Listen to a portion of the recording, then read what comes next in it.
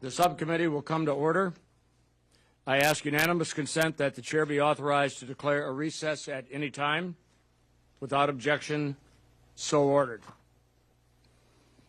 I'd like to welcome everyone to today's hearing. I particularly want to thank all of our esteemed witnesses for accepting our invitation to discuss the plight of our military readiness. I think that we can all agree that the declining readiness trends are unacceptable. These trends have been years in the making and are causing aircraft to be cannibalized and ground vehicles to sit idle, as two examples. While I look forward to our witnesses' thoughts, I would like to offer a few ideas as to what we in Congress need to do to make our military more lethal and effective in the near term. First of all, we need to do the hard work and focus on sustaining the existing fleet. The sad fact is that we have allowed our military readiness to broadly decline because we are more focused on procuring that shiny object rather than holistically managing the day-to-day maintenance necessary to sustain our military. Secondly, the overall top line requested by the administration in the fiscal year 2027 budget request is unprecedented, but absolutely essential to address the plight of our military forces. For too long, our military has relied on legacy force structure that has not been maintained to the readiness levels required. One needs not look further than the Joint Strike Fighter program and the readiness levels provided by this exquisite platform.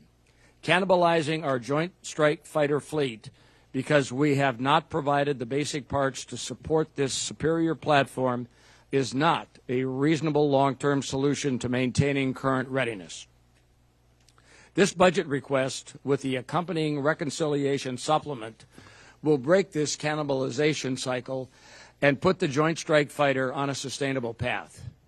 Finally, we need to develop a modernization strategy that provides for our ability to maintain legacy assets through their expected service life. A stark example of this readiness crisis is the state of our amphibious fleet. The Marine Corps has long championed a naval strategy capable of accelerated national security response and has consistently advocated for the restoration of a 3.0 amphibious readiness group worldwide presence, a standard the Navy has to date failed to meet. Years of neglect, misplaced priorities, and open derision from certain Navy pundits have left less than half of our amphibious ships available for tasking. This is not a maintenance problem. It is a leadership problem. This subcommittee will hold the Navy accountable for restoring these ships to their expected service life. The Marine Corps should not have to implore its sister service for the platforms it needs to execute America's crisis response mission. In conclusion, I think any expanded force structure needs to be accompanied with a strategic focus on maintaining the existing forces through their expected service life. This approach is not only cost-effective, but more rapidly expands our readiness in the force posture realm to best meet our ongoing national security challenges. I thank our witnesses for being here today. I look forward to your testimony and to working together with my colleagues and all of you to address these challenges. And with that, I turn it over to my friend and the ranking member, Mr. Gering of California. Thank you, Mr. Chairman. Indeed, your opening statement covers the critical issues that are before us. But before I get into this and talking to our witnesses, I do want to acknowledge the men and women that have lost their life in epic Fury's war. Also want to acknowledge the extraordinary stress that is placed on the men and women of our military and in other areas as they deal with this war in Iran and the families that have to carry the burden. It's difficult for all of them, and we acknowledge their service. This is one of the most consequential hearings we have each year, and this year the stakes are especially high. We're convening today with service members that are actively engaged in the Middle East. with CENTCOM executing the maritime blockade of the Iranian ports. And I think we're into the sixth week of that war. Our forces have been stretched all across this globe, from SOUTHCOM to CENTCOM and to EURCOM, even as we prepare for the possibilities of a near-peer conflict in the Indo-Pacific region. Regardless of where any of us stand on the strategic decisions that brought us here today, we share the fundamental obligation of ensuring that our service members have the equipment, the training, and the infrastructure they need to succeed in their mission. Let me start with Epic Fury and our tanker force. We lost 6 airmen in the KC-135 crash that occurred over Iraq on March the 12th, and we mourn their loss, of course, and look to where we go from here. The fleet further sustained damages at Prince Sultan Air Base and in Israel, sustaining a fleet that is already under pressure. I have previously raised concerns about the air refueling capacity, especially given the ongoing delays with the KC-46 program.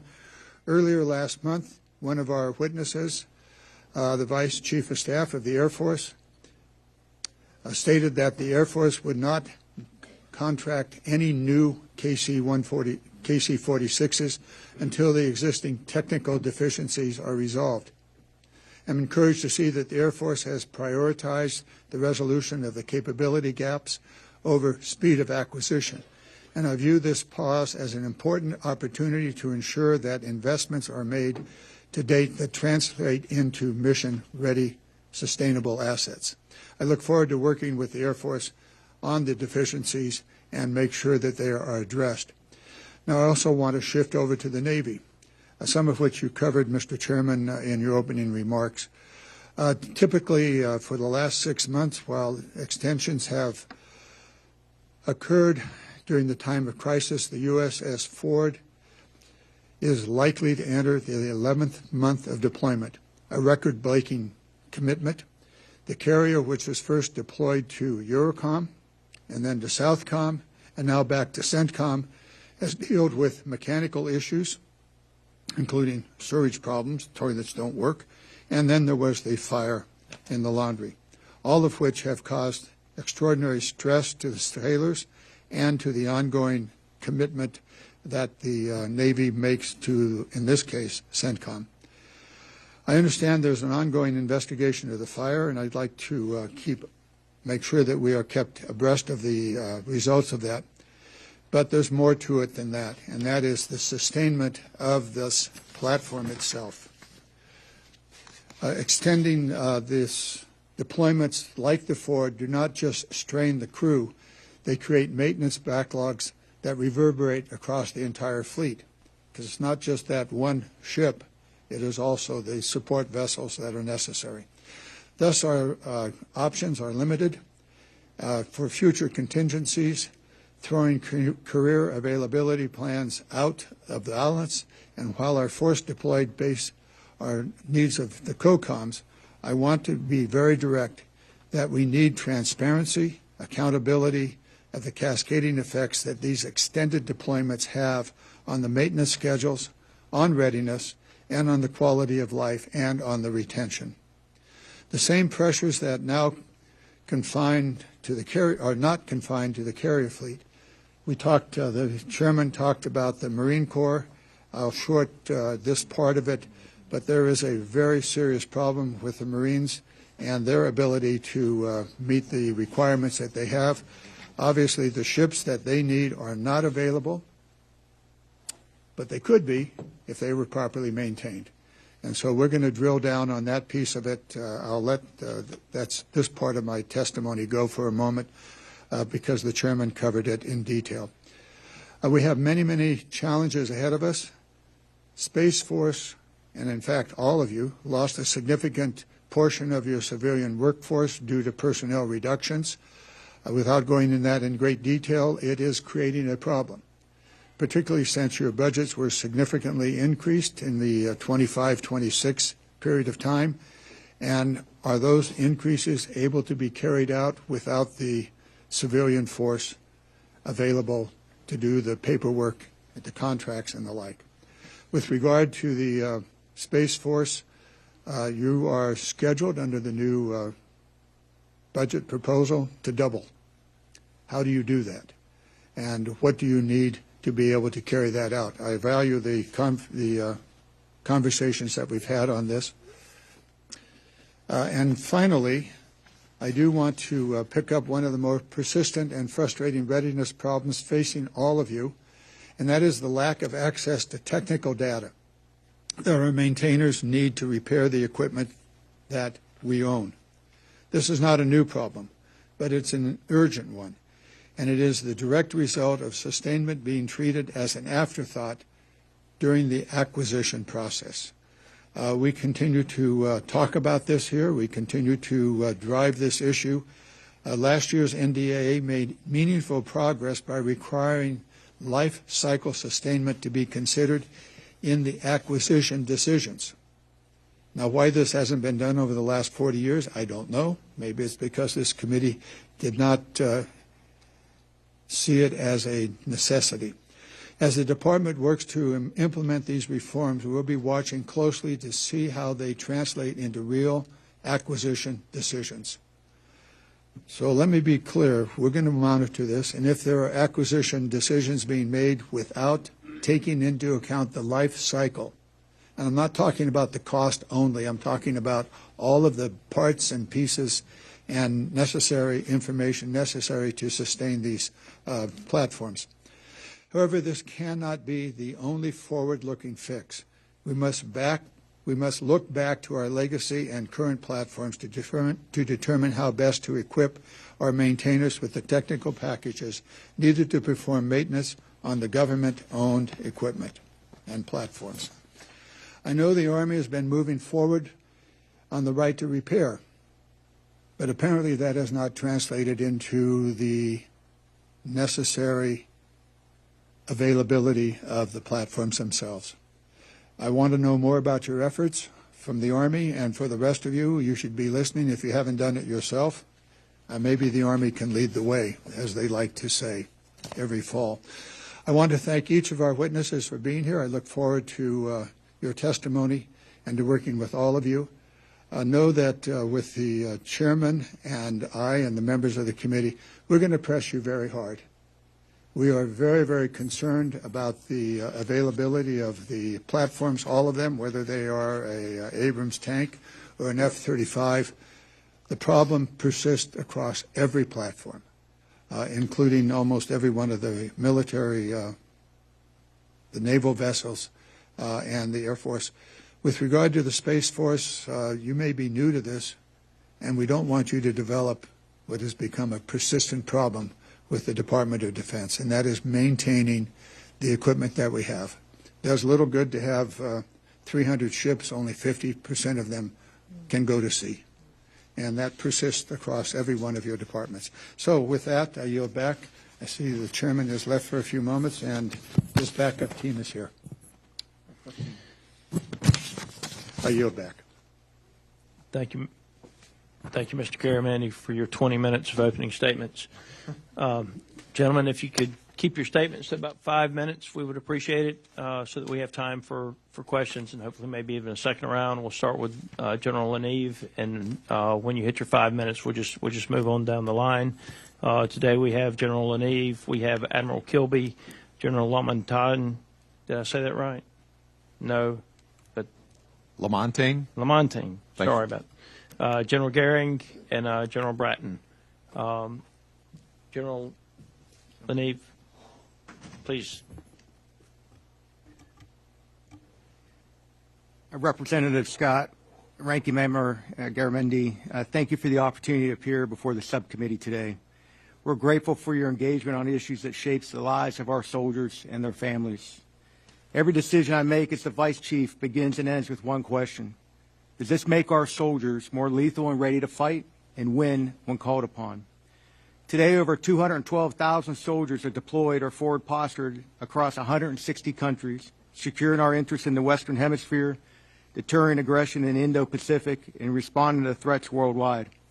In the Middle East, our soldiers continue to defend U.S. forces and partners, sustain layered air defense and missile defense, maintain our long-range strike capabilities, and our sustainment forces are postured across the theater, moving fuel, munitions, and medical support, while command posts integrate joint fires and intelligence to respond to the evolving threats. Operations overseas are sustained by the command structure and ready forces we maintain at home. We consolidated Army North and South into Western Hemisphere Command to create a single unified headquarters responsible for homeland defense. And in the Indo-Pacific, the Army maintains 91,000 troops and committed $1.3 billion to the Pacific Deterrence Initiative. We're decisively modernizing our full spectrum of capabilities to counter any pacing threat. And commanding in Korea showed me that years of combined training and shared risks with regional partners creates relationships that cannot be forged in crisis. Those enduring bonds built through repetition and sustained presence underpin our posture in the region and reinforce our operations globally. We're building readiness for the future fight at our combat training centers, and having been the commander of the ops group at Joint Readiness Training Center, I know the value of our CTCs. It's where we train our soldiers to fight against any adversary in the mud, to solve complex problems, and to test our new kit. But we can't field our modern kit while sustaining aging systems that consume time and manpower. Divesting legacy platforms reduces the maintenance demand that falls hardest on our junior soldiers. This is why we restructured our acquisition process to close the distance between soldiers' feedback and program decisions from years down to months. And this is reflected in the capabilities we're accelerating. Next generation command and control fundamentally changes the speed of decision making, connecting sensors, shooters, and commanders, closing the gap between information and action at every echelon across any mission. We're progressing the XM-30 infantry fighting vehicle, unveiled the M1E3 prototype years ahead of schedule, and fielded the AMP-B to replace the M113, which entered service in 1960, 7 years before I was born. In Army Aviation, we're on track to deliver a prototype of the MV-75 by FY27, increasing the speed, range, and survivability required for future operations. But this next generation equipment we're fielding is only as good as the industrial base that produces and sustains it at scale. We continue to modernize our OIB through our 15-year plan. We're expanding industry partnerships through enhanced use leases and advanced manufacturing. But after 36 years, I've never seen a unit's readiness determined by industrial capacity alone. What I have seen repeatedly is how we treat our soldiers shapes whether we retain the experienced ones and whether the force we're building reflects the standards we claim to uphold. That standard includes $4 billion in infrastructure investments through 2026. We're working on improving nutrition. We're rolling out campus-style dining facilities across 5 installations and planning for an additional 6. And we're scaling our holistic health and fitness across the entire force, active, guard, and reserve. And these investments are having a measurable impact. It shows in our recruiting trends. Our numbers are up and continue to exceed last year's targets. Thank you for your continued support as we sustain the best Army the world has ever seen. That will not change, and this will defend. Thank you. Representative Scott, Ranking Member Garamendi, subcommittee members, thank you for the opportunity to testify on behalf of the readiness of the United States Navy. Your oversight and authorization of funding ensure the Navy is ready when the nation calls. That readiness was put to a test this past year in the Atlantic. The Navy played a key role in Operation Absolute Resolve. In the Pacific, our sailors operate every day, deterring China and building partnerships. In the Middle East, the Navy has supported the joint force in achieving objectives in Operations Rough Rider, Midnight Hammer, and now Epic Fury. And the Navy continues to maintain an unbroken strategic deterrent with our ballistic missile submarines. Around the globe, we are ready to defend the homeland, deter threats, and when called upon, to fight and win. To ensure our sailors and platforms continue to meet the demands of today's rapidly evolving threats, we are thinking, acting, and operating differently. And this starts with the Navy's primary weapon system, our sailors. In the fiscal year 2025, we set a goal to enlist 40,600 sailors. We exceeded that goal and shipped 44,096 sailors to Recruit Training Command. I am confident we will meet our 2026 goal of 45,000 new recruits. To improve retention, we made personnel policy changes that led to thousands of sailors who were considering separation to continue their service. These efforts reduced gaps at sea from 23,000 in October 2025 to 18,000 last month, with a goal of 15,000 by October 1st of this year. We are focused on improving sailors' quality of service. Through a new initiative, we are providing permanent shore-based housing so that no sailor is required to live aboard a ship in port. As of last month, 5,700 sailors have transitioned from living afloat to residing ashore. Last year, we reduced our unmet need of child care from 2,200 to 1,500 spaces. Our fitness facilities are now open 24/7, and we are expanding meal selections and healthy options in our galleys. We are improving platform readiness by investing in the shipyard infrastructure optimization program and developing our civilian workforce. We are leveraging advanced technologies such as conditions-based maintenance and additive manufacturing. The Navy continues to drive to our goal of 80% combat surge ready with urgency and accountability. However, I remain concerned with the material condition of our amphibious ships. The Navy is committed to improving here, and I am working closely on this through the Amphibious Force Readiness Board, which I co-chair with General Gering. To meet the high demand for forward operations, the Navy is changing how we build, equip, and sustain our fleet. The Golden Fleet Initiative is our plan to deliver the best and most capable platforms, to revitalize our maritime industrial base, and to change how we acquire ships. One example of that change is the establishment of Navy Portfolio Acquisition Executives. This new structure aligns accountability, accelerates delivery of capabilities, and prioritizes the readiness and innovation of our platforms. Your continued support of our Navy is vital to our readiness. In particular, expanded flexible multi-year procurement, guaranteed purchase commitments, and predictable funding streams enable us to achieve speed and scale. These legislative authorities allow our maritime industrial partners to expand production capacity, modernize facilities, and strengthen supply chains. In closing, your leadership and partnership are critical to the Navy's continued success and improvement. On behalf of our sailors and civilians and families around the world, I thank you. I look forward to your questions. Congressman Scott, Ranking Member Garamendi, distinguished members of the subcommittee, thank you for the opportunity to appear before you today. I'm honored to represent the Marine Corps and discuss our current warfighter readiness. The Marine Corps provides unique value to the nation and joint force. We are both the nation's global crisis response force and a persistent integrated stand-in force in the Indo-Pacific. This combination is at the heart of our force design and ensures that we are prepared to meet the challenges outlined in the National Defense Strategy. Our traditional role as a crisis response force is embodied by the Amphibious Ready Group and Marine Expeditionary Unit, most often referred to as the ARG-MU. This sea-based capability provides our nation with decision space and options, changes the behavior of bad actors, and delivers swift and decisive action when required. Our Commandant has set the North Star of providing combatant commanders with a global 3.0 ARG-MU presence. This equates to continuous ARG-MU deployments from both the East and West Coasts and an episodically deployed ARG-MU from our forward deployed naval forces in Japan. Building on this, our force design has created stand-in forces that are purpose-built to operate persistently within contested maritime spaces.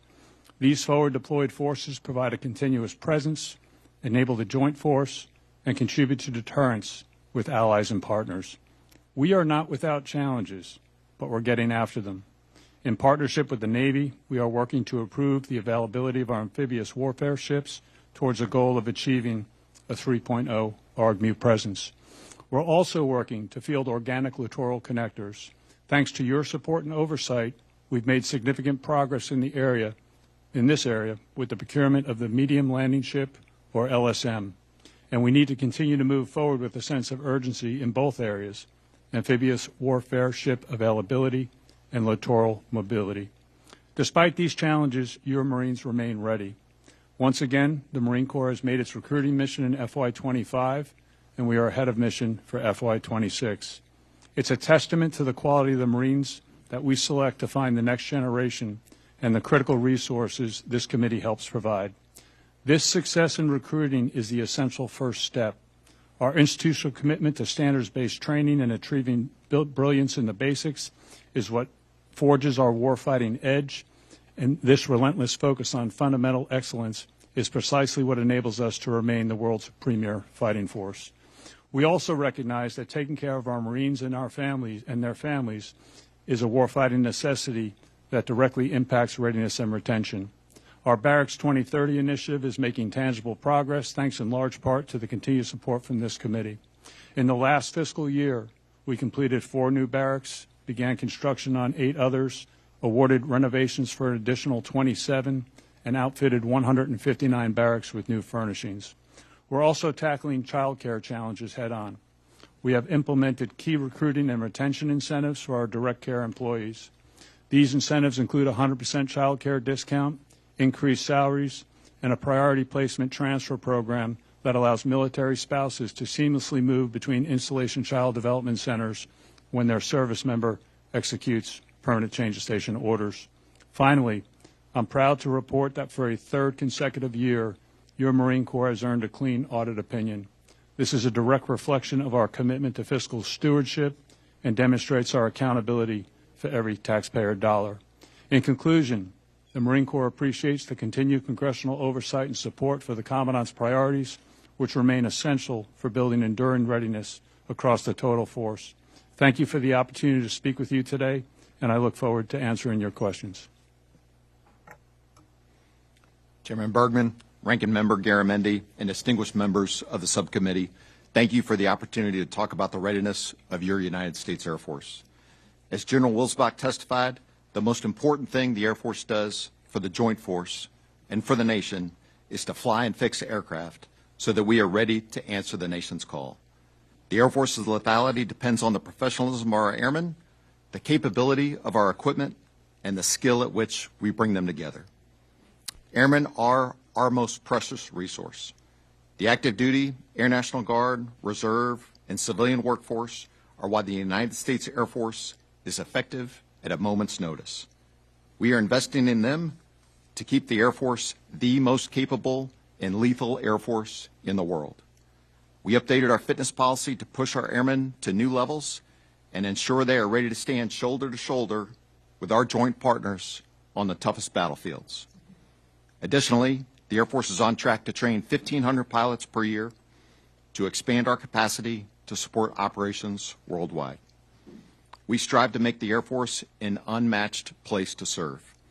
We are increasing our airmen's quality of life by updating dormitories and child development care centers. We are repeatedly meeting our recruitment goals, bringing in talented men and women from across the country. Moreover, we are seeing strong retention numbers across the force, indicating that we are living up to our commitments. The second aspect of readiness for the Air Force is having the right equipment in good working order. Our outstanding airmen need the right logistical support to do their job. To that end, the Air Force is leveraging the Weapons System Sustainment Account to increase aircraft availability, which allows our aviators to get the reps and sets that they need. While we are working to be more ready today than yesterday, we are modernizing to be even better tomorrow. We are recapitalizing our ground-based strategic deterrent, fighter, bomber, and tanker aircraft, as well as the command and control architectures that coordinate the fight. We appreciate the acquisition reforms supported by this subcommittee that are allowing us to develop capabilities faster. The B-21, F-47, and collaborative combat aircraft will present our adversaries with dilemmas they cannot solve. The lethality of your Air Force is the highest when we exercise our well-trained airmen with capable equipment. The Air Force takes this aspect of our job very seriously. At the tactical level, our airmen are practicing agile combat employment and practicing to fight in exercises like Bamboo Eagle. Last summer, the Department of the Air Force employed more than 400 aircraft and 15,000 personnel across 50 locations in the Pacific to improve our ability to fight. As demonstrated over the past several months, our airmen are ready to respond to the nation's needs. Operations Midnight Hammer, Absolute Resolve, and Epic Fury demonstrate that in coordination with our joint partners, your Air Force is the most capable and lethal Air Force on the planet. We will focus on taking care of airmen, sustaining the fleet, and developing capabilities for the future. Your Air Force will fix and fly aircraft to deter potential adversaries and win our nation's wars. I look forward to answering your questions and partnering with you to improve your Air Force. Chairman Bergman, Ranking Member Garamendi, distinguished members of the subcommittee, thank you for the opportunity to talk to you today about the United States Space Force. Recent events around the world clearly demonstrate the importance of the Space Force as part of the Joint Force. With Guardians both in garrison and deployed in harm's way, our need to generate readiness remains critical.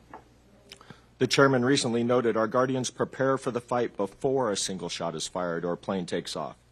That is how readiness is built, in the barracks, on the training fields, and on the bases at home and across the globe. In the past year, we've closed on many items to meet these readiness goals.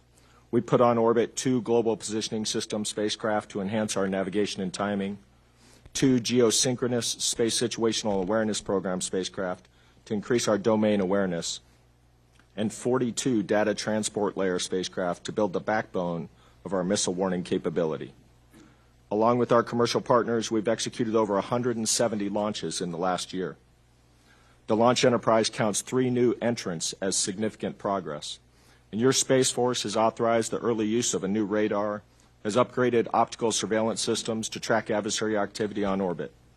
We have operationally accepted additional systems in domain awareness and electromagnetic warfare and missile warning that enhance our capabilities in those mission areas. We stood up our officer training course to baseline all of our officers in space, cyber, intelligence, and acquisitions.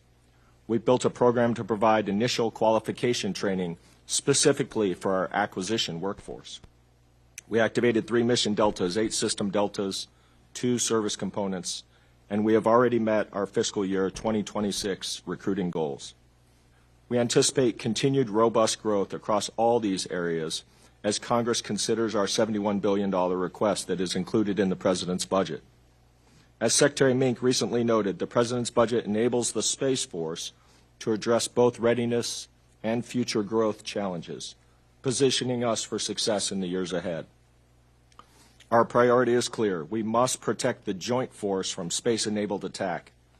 To do this, Space Force Guardians have participated in a variety of readiness-producing activities designed to ensure space superiority.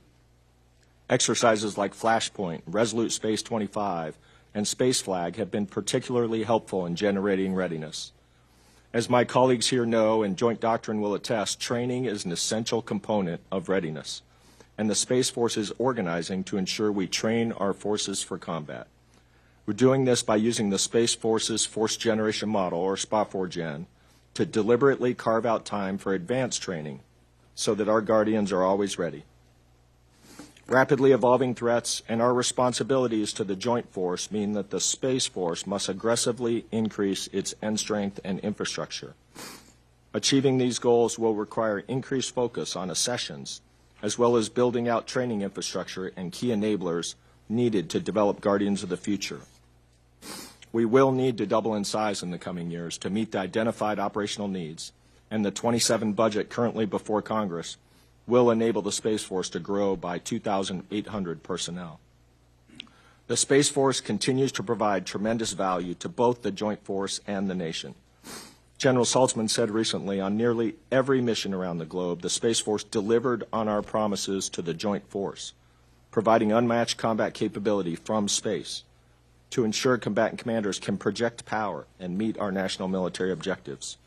With your continued support, that value will grow as we work to build the service to meet rapidly expanding requirements. Thank you. Okay, thank you all for your articulate and thoughtful and timely testimony. We're going to use the 5-minute clock here to maximize everybody's time. So thank you to my members for staying within that 5 minutes. So I'll start. Amphibious ships, General Gering. The Marine Corps has advocated for a 3.0 amphibious readiness group worldwide presence. In your best professional military judgment, do you think the existing amphibious fleet is sufficient to meet this 3.0 goal? And if it is not, can you provide us with the number of ships that we should pursue to realize this goal? Chairman, thank you for the question. Recently, the Secretary of the Navy has directed that we establish the Amphibious Force Readiness Board that I co-chair with Admiral Kilby. And one of the objectives of that board is to determine ultimately what would be the right number of amphibious ships. And it's really a three different phased approach.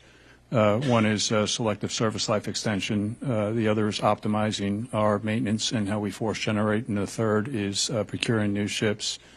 I think the VCNO and I are in agreement that that number is north of 31. This board owes more detailed analysis to the Secretary of the Navy. Initial indicators that is probably somewhere in the vicinity of 40, but there's more work to be done there. So thank you for the question, Chairman. Yeah, thank you. I look forward to hearing when the meeting is going to be, when the board meets, and some, due out results quickly. Admiral Kilby, I particularly support the Navy's goal to obtain an 80% surge-ready force posture. What steps is Navy taking to arrest the continued amphibious force structure decline and deliver on the CNO's goal to make the amphibious forces 80% surge ready? Chairman, thanks for that question. Another effort that I work with the ACMAC is maintenance of these ships. So I'm going to give you some specific examples, but last year when I came to testify before you, we were at 42% combat surge ready. Today we're at 45% combat surge ready. A month ago we were at 54% combat surge ready. That number changes because ships enter maintenance and leave maintenance. So that number is a number that we predict, and when we achieve the number we thought we were going to achieve, great. If we don't achieve the number we thought we were going to achieve, it's because there's been a problem with maintenance. So some of the areas we're working on and have it executed already is a flag level review of any availability that has over 10% of growth in it. We have found once you exceed 10% growth in availability, the availability explodes. So that's thing one. There has to be a governor there, and that's provided by flag oversight. The second thing is a second port engineer for every amphibious big deck LHA and LHD that we have. That's to screen the work properly, make sure we order the material, make sure we have the job scope properly. So we're trying to match capacity to a very challenging ship in the case of our LHDs. Another area is to align specific and hard-to-find workforce and industry, and I'm talking about boilers on our LHDs, I'm talking about our cranes on our amphibious ships, and I'm talking about the diesels of our amphibious ships. So the Navy is pursuing single-source contracts where we can provide those workers to those availabilities when needed and not count on the private availability, whether it be any of our contractors, to obtain those. So we're trying to lock down variants and make sure we achieve the end state in that avail. Another thing is improved material forecasting and ordering all that long lead material on time, and that means we have to definitize the availability well before it starts. So right now we're up to 5 months. We'd like to get a year in advance to lock down the availability for our big deck amphibs. We're at a 17% life cycle health assessment for our LHD class. And if we can execute this year, I'm predicting we'll be up in the 60s because we'll have done the maintenance we need to make those ships sustainable and keep them around, as you said, for the entire service life. And finally, we've introduced a $15 million contract incentive fee for 2 ships, the Somerset and the America. That means you have to hit that date to get $15 million. No negotiation. So the contractor is incentivized to stay on schedule, and we're incentivized to help make sure we do that. Those are some of the things we're working hard, and I meet with the ACMAC and discuss our progress across the board for amphibious ships, sir. Okay. Number one, my time is up, and I'm going to recognize Mr. Garamendi, but before I do that, just know we're going to do a second round of questions so we don't get them all on the front end. So the bottom line is, Mr. Garamendi, you're recognized. Thank you, Mr. Chairman, and for the witnesses, thank you so much for your opening statements. There's much that was said and much more that needs to be said. Admiral Kirby, you were answering on the amphibs, the questions that are there. The same issues apply to all the other vessels. The reporting from the GAO and others is that significant progress has yet to be made across all of your ships and for the Army as well as for the Air Force. And I suppose we'll see the same thing eventually for the Space Force, that you are not able to maintain what you have. For the Army, you've fallen behind. The numbers tend to continue to decline for your major platforms.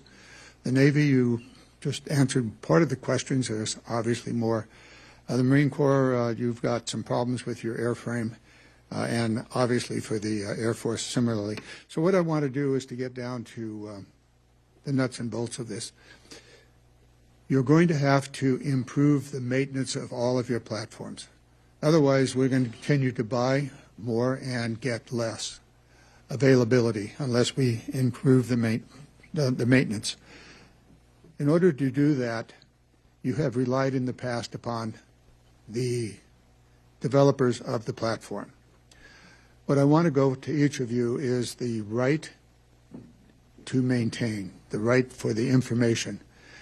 Do you, and answer a question for each one of you, is it important for you to have the right to repair? And are you attempting to get that in your contracts? So let's start right on down the line, each one of you, the right to repair. Yes, sir. Thanks for the question. Absolutely. You hit on both of the key points of this in your opening, sir. So, right to repair and the technical data. So the technical data, we believe strongly we have to do this early on in the contracting processes, and you've given us the ability to do that, and we're moving out with that process. But it's also in our industrial base to get the advanced manufacturing up and running so our soldiers can repair the gear that our supply chains just cannot keep up with so we can maintain our legacy system. Yes on both, sir. Thank you, General. Admiral? Yes, sir. Support the right to repair, support the ability to make parts in the Navy and not count on industry to do that. That can be through additive manufacturing, a number of things. Support the contract mechanisms to allow us to do that. Support additional training capability for the ability to repair for our sailors. Absolutely. Thank you. Ranking Member, thanks for the question. Absolutely, going forward through the contracting process, I believe intellectual property needs to be part of that contract to get after it. And what I'm most interested in also is now looking back to previous systems we've bought to see what it would take for us to get some of the capability to repair these components. I believe the Department's leading this effort, but there's numerous examples in the Marine Corps where this would make us better and increase our readiness forward. So thank you. Very good. Air Force. Ranking Member, critical issue, very important to us. I'd say the status of today is insufficient, right? We need data that gets down to the component and subcomponent systems so that our airmen can effect repairs. A lot of times today our airmen are having to make the same repair 3 times. For instance, if there's a repair on an aircraft power unit and they have to go to another airplane, the part's not on the shelf, so they have to get that part off another airplane. Say it's a 2-hour job, 2 hours to get it off that airplane, 2 hours to put it in the second airplane, and when the part shows up, 2 hours to put it in the third airplane. A critical issue. We very much appreciate this subcommittee's help. Space Force. Hey, sir, I'll add on. I started my career as a young enlisted maintainer, so near and dear to my heart in some ways. Absolutely support with my colleagues here. Applies a little different from the Space Force as we think about systems in space, but our ground systems, absolutely, we have the same issue that the other services field, so supportive of both, sir. I'm going to let it go at that. This issue has been before this subcommittee, it seems, forever. We've not been able to push through to the industrial base. The reality that we're going to not give up here. Insofar as policy is concerned, we're going to continue to push so that you have the right to repair and the opportunity for the, and therefore the opportunity to better maintain your platforms. With that, I yield back, Mr. Chairman. Thank you. Mr. Scott, you're recognized. Thank you, Mr. Chairman. And General LaNeve, I don't envy the position you're in. We had a brief time to talk over the last week or so, but as you know, General George, extremely well respected, well liked by many of us. He and his wife, Patty, 38 years of service to the country, specifically the United States Army. I've read all of the news reports about why he was dismissed, but I would like to hear from you. Why was General George dismissed? Sure, that's a question for Secretary Hegseth. Okay. I mean, I've been the vice for a couple months now. Okay. We honored the service of General Okay. George and his wife Well, and the generals that were dismissed. Well, thank you for that. I would like for Secretary Hegseth to answer the reason of why they were dismissed. And I think that the way General George and his wife Patty were treated will have a chilling effect on the way our services operate in the future. Prior to this, the Secretary of Defense removed 4 Army officers from the 07 list before their nomination left the DOD. Is that correct? Sure, I think the list is still moving forward. I mean, our process, the process has been followed through. The Army provided the list to the Secretary's War's office, and it has gone forward. Whether those officers have been split from the list, higher, I'm not sure at this time. There's civilian oversight of the processor, as you know. There's multiple checks as it goes. And, as it goes from the White House to the Senate, there's opportunities for multiple reasons for Let me respect that officers because to be pulled I'm on a time clock here. But my understanding is that somewhere around 3% of colonels are selected to move forward to become general officers. Is that number at least approximately accurate? Yes, sir. Approximately accurate. So of all of the colonels out there, they're selected by their peers and by their board. It's narrowed down to about 3% of the colonels that actually move forward to become a general officer. Yes, sir. And the reporting is that Secretary Hegseth individually pulled 4 names from that list. I'm less worried about the race and the gender than if he did or he didn't do it. Did he pull 4 names from the list, as has been reported? Sir, you'd have to ask Secretary Hegseth that. Okay. I've been the Well, vice for a couple months. if I could get anybody over there to respond, I would ask him, and I appreciate that. But I will say this: I would like to know why if those 4 names were removed from the list. I would like to know why they were removed from the list. There may be a legitimate reason. Let me get to why this is important. The military expects its officers to provide truthful and honest advice versus being yes men to their leadership chain. Is that correct, gentlemen? Would all of you generals agree with me with that statement? Yes, sir. Yes, sir. Yes, sir. Yes, sir. If our top general officers are removed without justification from their positions for providing honest, objective advice, which is something that I always knew General George to give, then I fear that it's going to have a trickle-down effect that's going to be devastating to the other officers and especially how their spouses feel about continuing to spend their lives in service. This is a team sport. The officer and the spouse are in this together. And I think that General George and his wife Patty, I think they were very unfairly treated. And I would appreciate if the Secretary of Defense would be forthcoming with whether or not 4 names were removed from the list. I'm less concerned about race and gender than I am why they were removed from the list, and if he has individually changed the way we're going to handle the promotion and the selection and promotion of our general officers in the military. I'll move to the Air Force real quick. I want to ask with regard to combat search and rescue, the A-10 general has provided that, has been a big part of that mission. What the Air Force plans to retire the A-10, unfortunately. What is the Air Force doing to prepare for combat search and rescue when the A-10 is retired? Congressman, it'll be a mix of platforms, just like it's been a mix of platforms in the past with HH-60s and overhead folks doing that coordination role that the A-10s have done very well over the years. And correct me if I'm wrong, but an HH-60 is a helicopter, correct? For the CSAR, yes. I thought you were talking about CSAR Vice CAS. Yes, sir.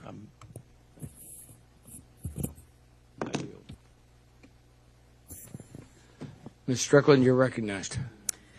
Thank you, Chairman Bergman, Ranking Member Garamendi, and thank you to all of our witnesses for your testimony today and your continued service. This hearing comes at a critical moment. U.S. forces are not just preparing for conflict, they are actively engaged while continuing to meet global commitments across multiple theaters.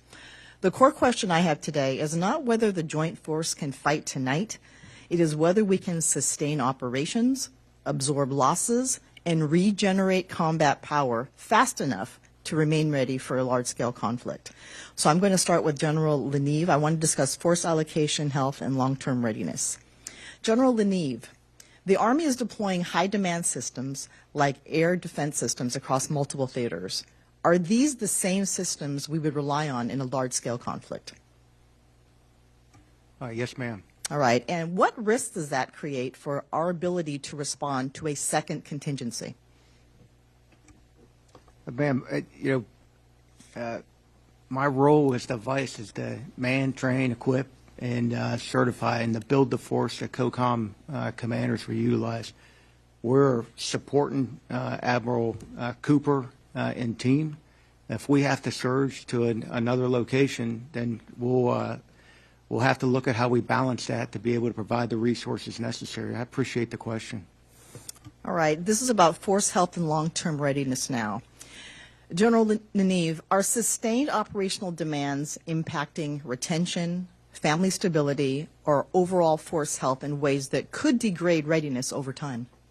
Yeah, ma'am, again, thank you for the question. We are not seeing a degradation in retention, right now. We will let you know if we see that over time. It's something that we look at. We continue to assess where the force is, but right now retention and recruiting is up. All right, thank you. Now I'm going to go to General LaMontagne to shift to aircraft capacity and the Air Force's role in sustaining operations. General, last year the Air Force testified it was operating the oldest and smallest fleet in history with elevated readiness risk. Since then, we've seen confirmed aircraft losses and additional battle damage. At an unclassified level, what concerns do you have that the Air Force has regarding its ability to maintain aircraft capacity and maintenance depth to sustain current operations while possibly preparing for a large-scale conflict? Congresswoman Strickland, thank you very much for the question. Key issue for our United States Air Force, as you outlined and as we've testified previously.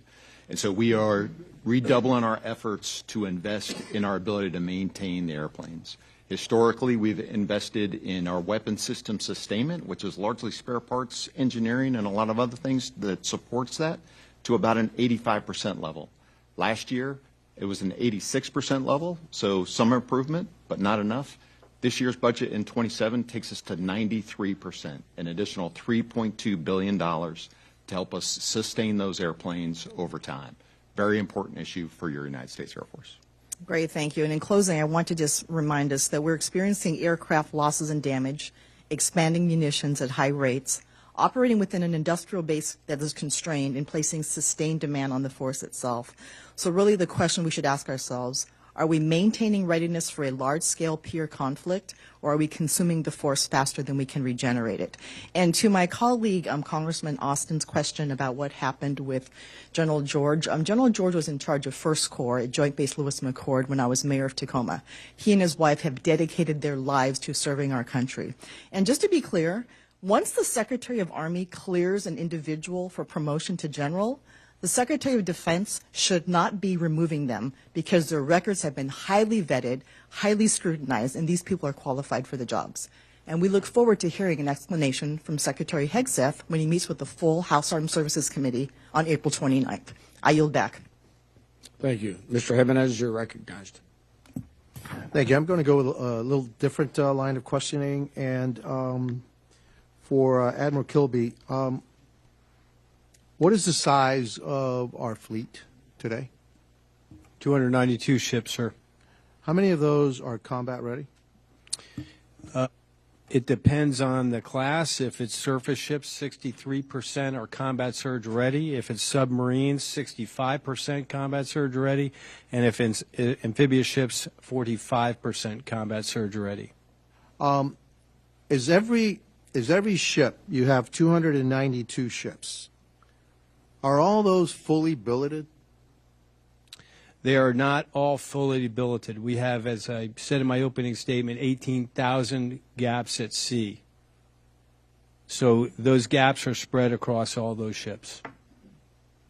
But are there ships that are not combat ready that have crews for those ships? Yes, sir. How many of those do we have? I have to get back to you exactly on how many ships are in the depot right now. All right. General Lamontagne, I'm sorry if I mispronounced. How many planes do you have in the Air Force? So I don't have the exact total with me here today. I have a detailed breakdown, can go plane by plane, but I'll come back to you with that, with the total. Okay. What percentage of those planes are combat ready?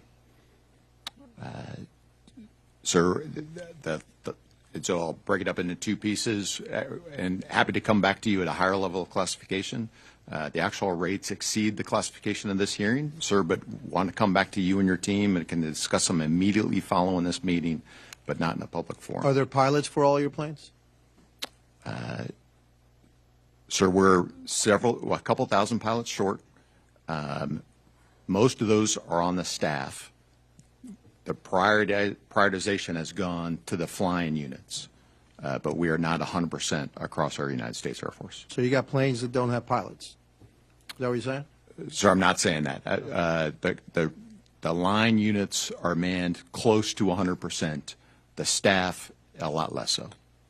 Yeah, I don't know if you guys know, but in my previous life, I was a fire chief of the city of Miami, and I had a certain number of firefighters. And I would have been fired if I would have had firefighters sitting in my fire station without a vehicle to jump on to fight fires and do other stuff that we had to do. And so I'm really concerned about the fact that we have sailors and maybe pilots and stuff that don't, if we had to, there's not a combat vehicle, either a ship or a plane or a tank, that they may not get into, because the expense, a big part of the expense of the armed services, or any service actually, is the personnel. And so the state of readiness is concerning to me. And the state of readiness and the fact that we have people who we're paying for, that we may not have the right equipment for them to be utilized when we need them. Some people here are they're saying that our fighting men and women are stressed, etc. And I appreciate that, but that's what they signed up for. Like somebody saying, "Gee, I'm really sorry you have to fight a fire." All right. Well, that's what I signed up for. And gee, I had another fire, but gee, that's what I signed up for. All right. And so, I expect our fighting men and women to be equipped, have the best equipment possible, but when the United States needs them, that they're actually able to fight.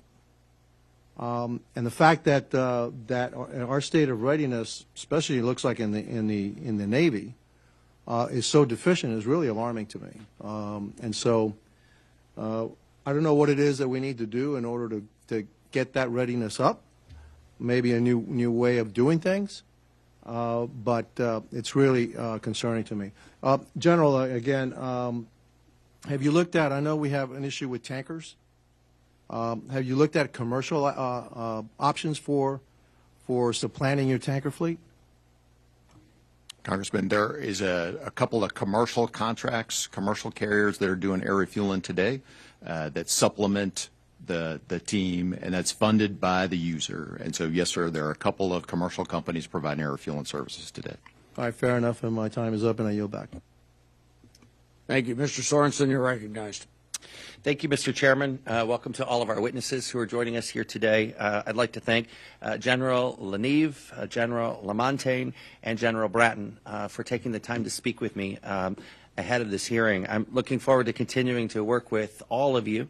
The Rock Island Arsenal, the weather, and space are, as you all probably know, my favorite topics. But I did want to talk about a serious thing today. The Army is currently using management-directed reassignments to move thousands of civilian employees across functions and locations across the country.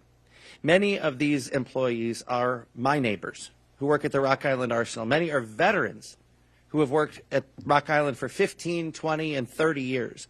A lot of them have been working at Joint Munitions Command, the exact folks that we need who know how to scale up munitions production in desperate times, and it seems appropriate for the time that we are in now. General LaNeve, I'm thankful that before our committee meeting here today, you mentioned an upcoming visit to the Rock Island Arsenal, and I hope to stand beside you when you are there. Could you help me understand a little bit about why the Army is executing a command matching program, how you identify positions affected, and the timeline for completion, especially with such an active theater in Iran? Yeah, sure. Thanks for the question, and I do look forward to going back to Rock Island and going with you. Sir, what we're trying to do is match holes across our workforce with the talent that needs to be maintained across all of our sites, whether it's in the industrial base or it's in our headquarters, to try to match where the holes are.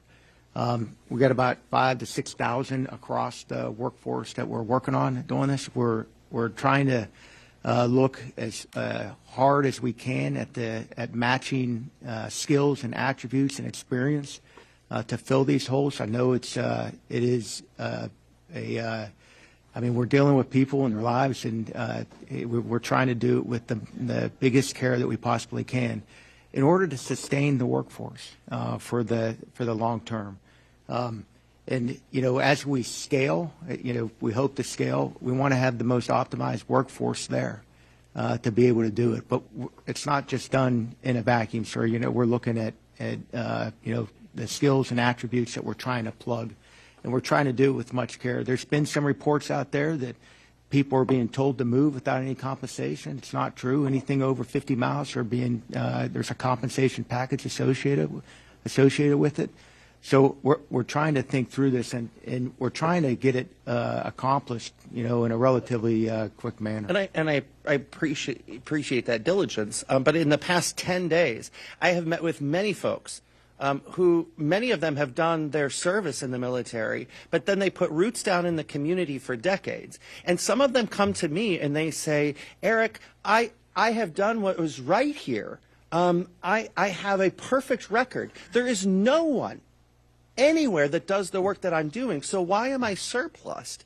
And now they're given 5 days to decide to uproot families or they'll be terminated. Well, I'll tell you, most people spend more than 5 days to figure out which used car to buy or which dishwasher to get. So how on earth do we think that this helps us meet a mission? Cutting people at Joint Munitions Command? When we're going through munitions like water, it feels so short-sighted, but it's not just me saying it. The folks at Rock Island Arsenal, they feel like they've been sucker punched. So why are they given 5 days to make the decision? Yes, sir. There was a longer time that we've been working through the process. So it wasn't just a dropped on at the last moment. You have 5 days to make this decision. They've known that they've been going through the process for a while now across all of our commands. Now, there is a window for them to make a decision, do they want to move or not, so we can plug the holes and move Is this forward. something that we can fix to take care of them? I mean, and not to cut you off, but when Secretary Driscoll came to Rock Island Arsenal, we ended the visit with a handshake and a smile, and he said, let me know what you need. And I need certainty, but across the entire workforce, whether that's Picatinny, Detroit, or Rock Island, we deserve answers. And most importantly, it's the support. There are 6 members of Congress looking over the nation's largest arsenal at Rock Island. I have a copy of the declaration that proposed the arsenal to be put at Rock Island, and it is signed by Abraham Lincoln in my office.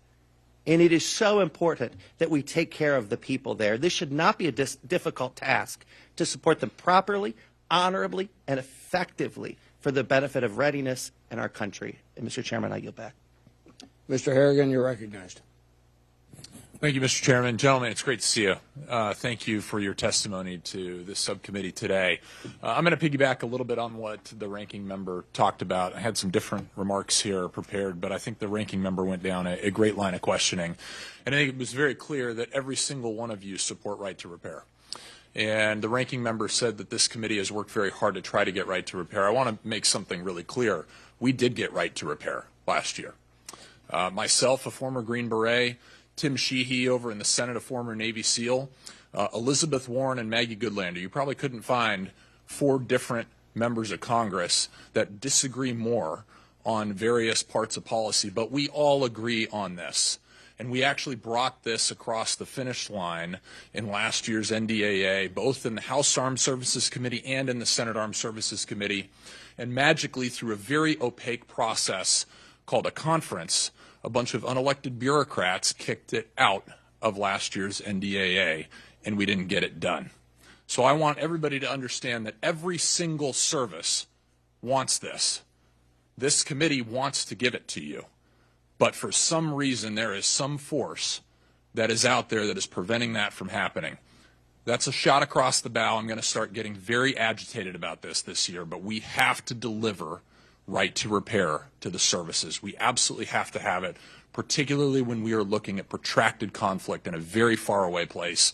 General Gering, part of your testimony is that the Marine Corps at its core remains a naval expeditionary force. And as we contemplate a potential conflict with China in a far-off contested environment, where access to contractors may be limited and rapid organic maintenance is critical to mission success, can you tell me how consequential not having right to repair will be to your service? Congressman, thanks for the question. I mean, our ability to sustain ourselves in a contested environment will literally drive the pace at which we can operate. That will be the limiting factor. So the ability to maintain and fix our equipment at the leading edge, I think, is essential because that will really drive op tempo. Thank you. And I know that the answer is the exact same from each and every one of our services. And so this is something that we owe to you this year. And I will endeavor to get it done. I want to switch gears over to General LaNeve. I think one of the greatest parts of Army Transformation Initiative and a lot of the work that's been ongoing is the concept of Army Advanced Manufacturing that we were able to get across the finish line last year. Went out and visited some of the ongoing work out in Texas at Red River Army Depot. Some incredible folks out there working at the cutting edge. Can you explain how Army Advanced Manufacturing is moving forward the mission of the United States Army as it continues to transform? Yeah, sir. Thank you. Thank you for the question. It's not only there; it's also at Rock Island with the team there. I'm gonna use drones as an example, if I can. We have got to scale as fast as possible, making the parts and having this available for companies outside of our department to be able to use this to build the drones. But we have to be able to, we have to have this in our system, in our organic industrial base, to be able to scale when needed, and that's where we're lacking right now. So with the ability to do this inside our organic industrial base, it's allowing us to be able to produce at scale the components that we need to have a healthy ecosystem for just that one. That's just one example where we could go and scale across all of our bases to be able to execute this, all our organic and industrial bases to do this. It is critical. So it's the technical data, it's the right to repair, and it's the advanced manufacturing that we have in our depots, and that we have within our units as well to be able to produce parts. Thank you very much for that. Gentlemen, thanks again, and best of luck out there. Thanks for coming in today. And, Chairman, I yield back the remainder of my time. Thank you. Ms. Elfreth, you're recognized. Thank you, Mr. Chair. Gentlemen, thank you for being here today. I also want to align myself with Congressman Scott's comments about General George. I've only been on committee 15 months, but he was incredibly forthright and solutions-oriented with this committee. And I think the committee, Congress, and the American people deserve an explanation as to how he was treated. General Gering, thank you for taking the time yesterday to come by the office. I really appreciate that conversation. Admiral Kilby, I want to commend you both for the Amphibious Force Readiness Board that you put together. I think it's a long overdue. I hope we can acknowledge that, but responsible response to an acute, frankly, failure for too many years. But to have it elevated to the vice level and have regular monthly meetings and deliverables, I think is really healthy. But I'd like to ask you both, choose your own adventure. When you're back in front of the subcommittee this time next year, what progress would you like to report on, and what standard should we be holding you to this time next year? Well, let me start, and I'll turn it over to my partner. I'd like to be in a much better position on maintenance. I'd like to tell you that we're going to do this $15 million incentive because it works, and it's worked for the past 6 ships. I'd like to tell you that the second port engineer has resulted in the following improvement process for us. I'd like to tell you that we're going to expand our OEM contracts to certain gear because it's proved so successful for boilers, cranes, and diesel engines. So to me, we've got to run that a little bit to achieve what we think we're going to achieve. But I do believe we'll be able to say that next year. Congresswoman, thanks for the question, and thank you for taking the time yesterday for the office call. I think both Admiral Kilby and I, through this AFRB process, owe the Secretary of the Navy a plan on what it's going to take to get there. And I believe when that plan is approved, that's what we should be held accountable to. So thank you. I appreciate that. It's my understanding you might have a little more meat on that bone by late summertime, so I would appreciate perhaps sharing that with the subcommittee when appropriate. I don't think the chairman would object to that at all. I hope not. I'm going to move on. General LaMontagne, on April 13th, 2 days ago, my office was made aware of a pretty massive jet fuel leak at Joint Base Andrews. The state and the Air Force have confirmed that a total of 32,000 gallons of jet fuel leaked into the system. This leak went directly into Piscataway Creek, which flows into the Potomac River, which then flows into the Chesapeake Bay and affects what happens with Admiral Kilby and General Gering at the United States Naval Academy. So really important issue we're talking about here. I know that when we talk about every installation, you all prioritize relationships with communities, trust, relationships and honesty with our regulators in local and state government. Yet state regulators were not notified when the fueling system failed a safety test on December 11th, 2025. It's my understanding that the leak detection system failed every month from January to March, leading to the leak in early April.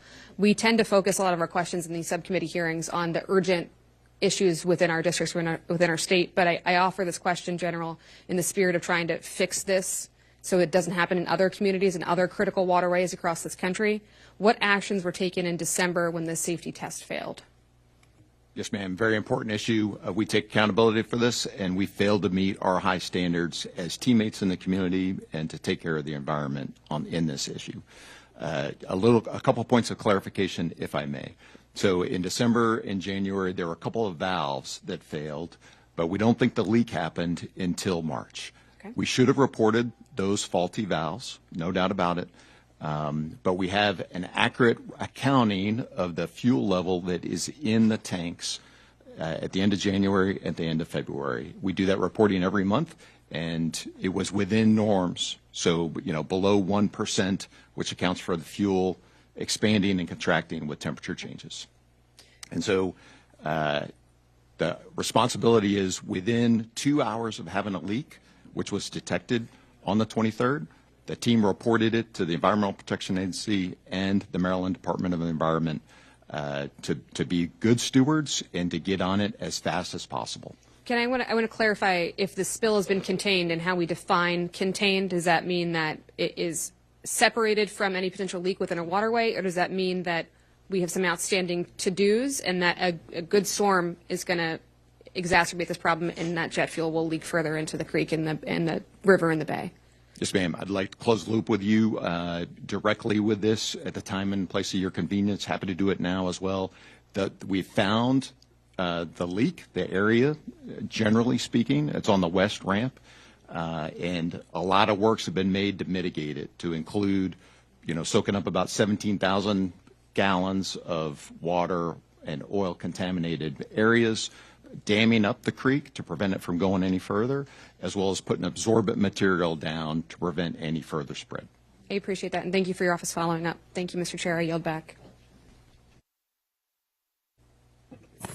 Mr. Schmidt, you're recognized for 5 minutes.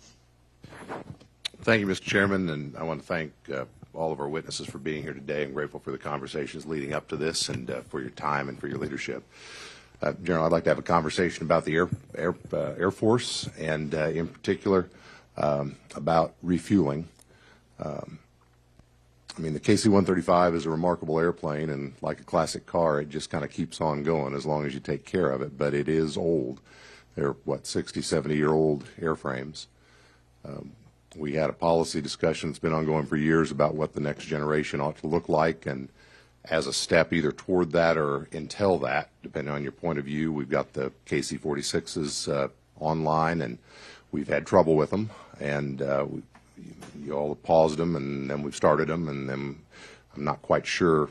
We're on at least yellow light right now, I suppose.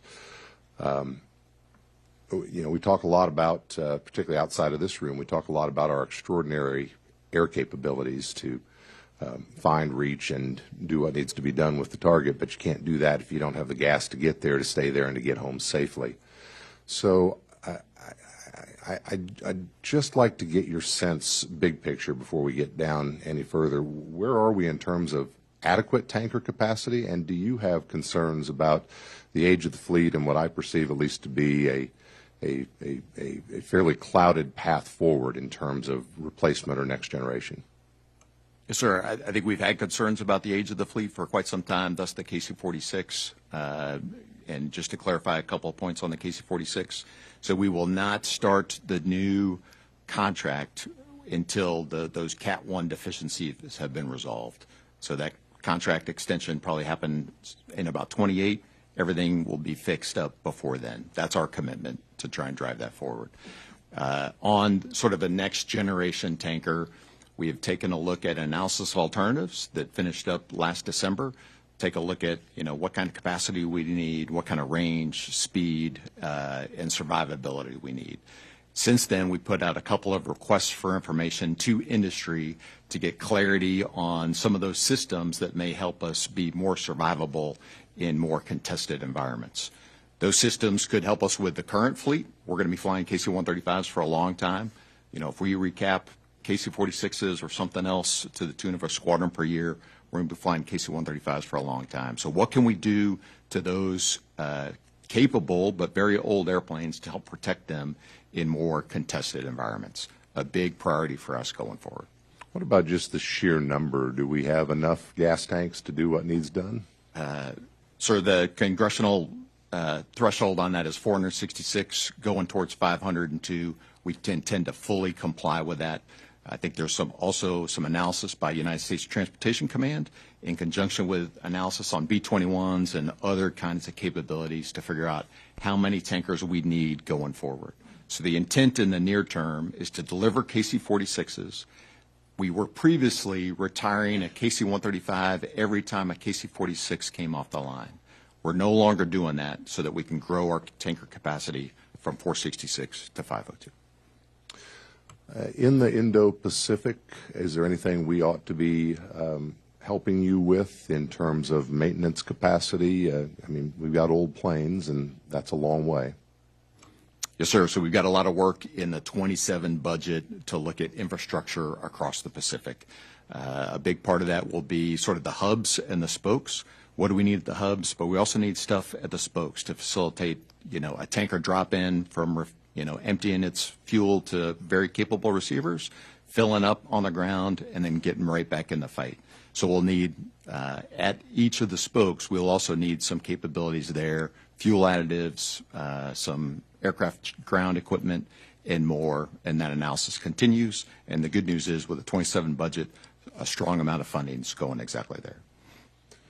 Well, I appreciate it, General, and I know everybody here knows it's important, but it's not the sort of thing that makes headlines out there, and we'd like to keep it that way because they only make headlines when the delivery system fails. So to the extent we can be helpful, and I would assure you I can be helpful, I would like to do that. I think it's a really critical link in the chain. It's obviously important to us in Kansas as well.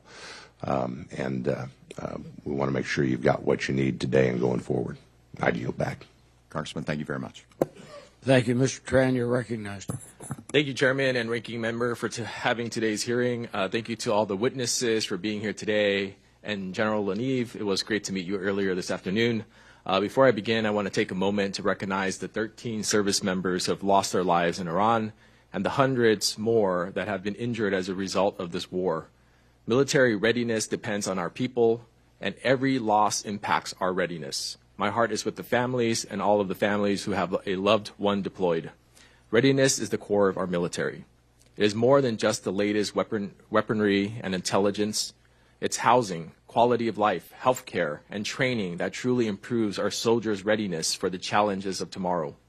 Readiness is also a means of making sure that our people and their families are taken care of when our bases update their equipment and missions. This is something my community is facing directly. I represent Joint Force Training Base Los Alamitos, a key training center for the Army Reserve and National Guard, and a strategic hub for military operations out of Southern California. Nearly 200 soldiers and civilians as Los Al are assigned to the Expeditionary Combat Aviation Brigade, which the Army Transformation Initiative plans to deactivate without any recapitalization plan.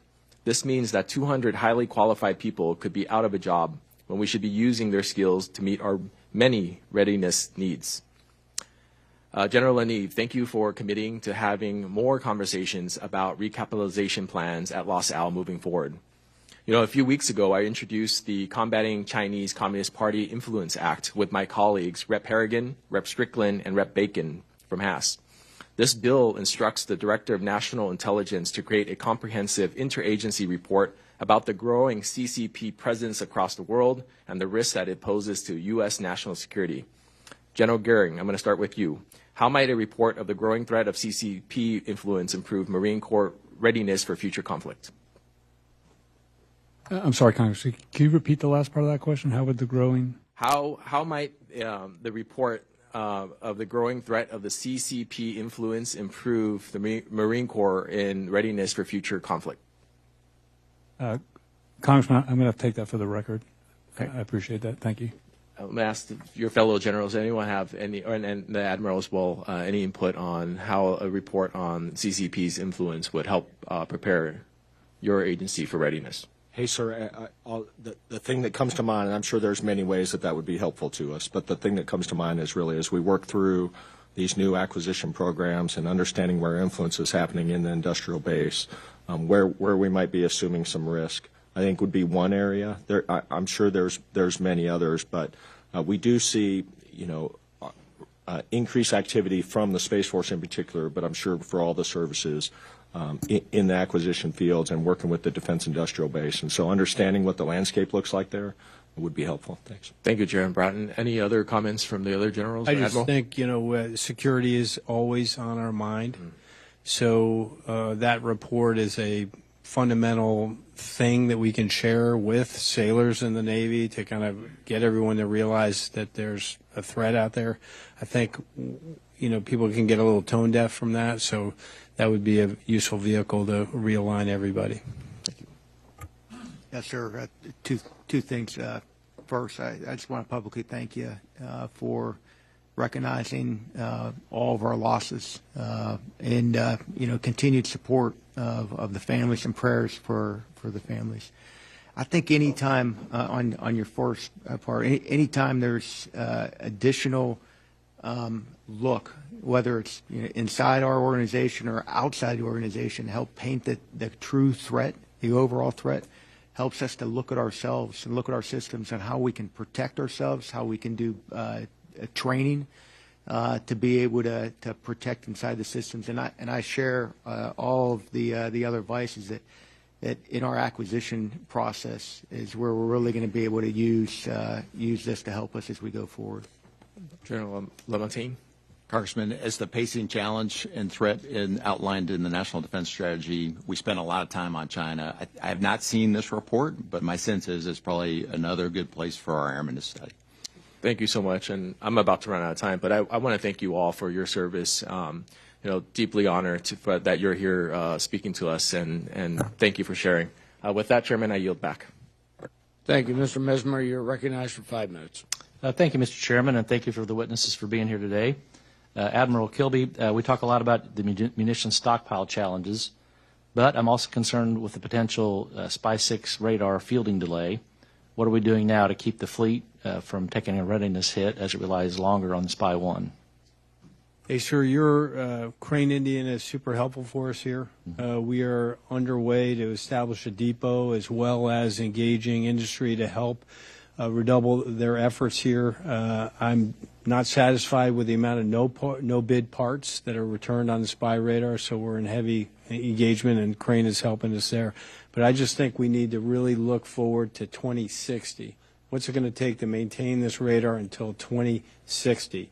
And notwithstanding all the work that's happened in the last, I would say, 2 years in the Red Sea, in the Gulf of Oman, in the Eastern Med, where our ships have performed, and that spy radar, as you know, is critical to close the fire control loop, whether I'm countering a ballistic missile or an anti-ship cruise missile. It is the reason that ship exists. So we have to look at this from a fulsome perspective, and I also think we should look at it clear-eyed from a battlefield spare perspective. If we have a ship, and God forbid we take damage, we've got some spare arrays in a warehouse that we can bring that ship back to line quickly, because we can't generate that out of the organic system now. Okay. Do your depots have the capacity, the parts, the technical data, the rate to keep those radars combat credible? I think we need to work on that. We need to do more in all those areas, sir. Okay. Tacking on to the ranking member and Rep. Harrigan's comments, do your depots, such as Crane in my district, have the technical data and the right repair rights that they need to do that work efficiently? Again, I think it falls across the board that we can do better there. So I look forward to right to repair. And I made the comment about ability to repair. Mm-hmm. So one of the things we're doing in the Navy is returning to eye-level maintenance. That's intermediate-level maintenance. We walked away from that 20 years. We put it in our packages for our maintenance availabilities for contractors. We're going to pull it back, and we're going to man up depots at our fleet concentration centers where sailors can do hull mechanical electrical work as well as combat systems work. So I think that's part of that, sir. Okay, thank you. If the organic depots are still working around incomplete data or proprietary repair restrictions, isn't that a bigger readiness problem now that the Spy 6 delays are extending the life of Spy 1? Yes, it is, sir. Okay, thank you. General Gering, I'd like to discuss the JLTV readiness issue. How many JLTVs are expected to be part of the Marine fleet? And can you highlight the importance of this vehicle to the Marines' ground mobility strategy? Congressman, thanks for the question. The Marine Corps remains fully committed to the JLTV program. It not only provides maneuver, but it also provides tactical level C2 and fires. So we remain committed to an AAO of 12,500 vehicles and 4,000 trailers. We currently need to put under contract about another 5,000 vehicles and 2,000 trailers to meet that AAO. And going forward, based on program stability as a joint program, areas we're interested in understanding is impacts on unit costs, life cycle sustainment, and program management, but we remain fully committed to the JLTV. Okay. Now, what policy actions would best support the readiness of the Marine JLTV fleet? Congressman, as a joint program, this is something that I need to continue to investigate with our joint partners that are part of that program. And if there are any policy issues in the future that would help that along, we'll come back to you. Okay. Should the Army still house the program manager office for the JLTVs, or would the Marines be a better landing spot for that? Congressman, currently the Marine Corps is not outfitted from a personnel perspective, manpower, engineering, contracting to manage a joint program, so we're currently not structured for it, sir. Got it. Thank you. Admiral, in your testimony, you described the maritime rejuvenation as a whole of the government and a whole of the nation effort from a fleet readiness perspective. What does that mean for expanding repair throughout and beyond traditional coastal yard base? Hey, sir, I think we want our whole maritime industrial base. It is part of the Golden Fleet Initiative, not just new ships and existing ships, but the industrial base that supports them. So having other non-traditional vendors that can create modules or other parts for ships, we're all about, and I think we welcome them as long as they can meet the standard and deliver it and cut down on our delays to build and deliver our ships. Okay. Any consideration of places like the Ohio River Valley? Yes, sir. Absolutely. Okay. Very good. I'll yield back. Mr. DeLuzio, you're recognized. Thank you, Mr. Chairman, and welcome to witnesses. General LaNeve, I'll start with you, fellow Pittsburgher, if I've got my notes right. Okay. Welcome. Sure. The Pirates are in first place. We got the draft next week. The Pens are in the playoffs. Things are looking up for us. Right. I tell everybody right now, Steelers in first place. We have some work to do in the offseason. All right, I have a Pittsburgh and Western Pennsylvania issue, General, to start with. As you know, Pittsburgh is home to A12C. It's the Army's Artificial Intelligence Integration Center. My understanding, though, the President's budget has zeroed out this funding line, and I'm curious what that means for A12C, its presence in Pittsburgh. Where is the Army going here? Look, I think this is a pretty critical function, but also Pittsburgh as a hub in robotics and AI and more. I think this has been successful for the Army and for the country, but give me a sense, what's going on?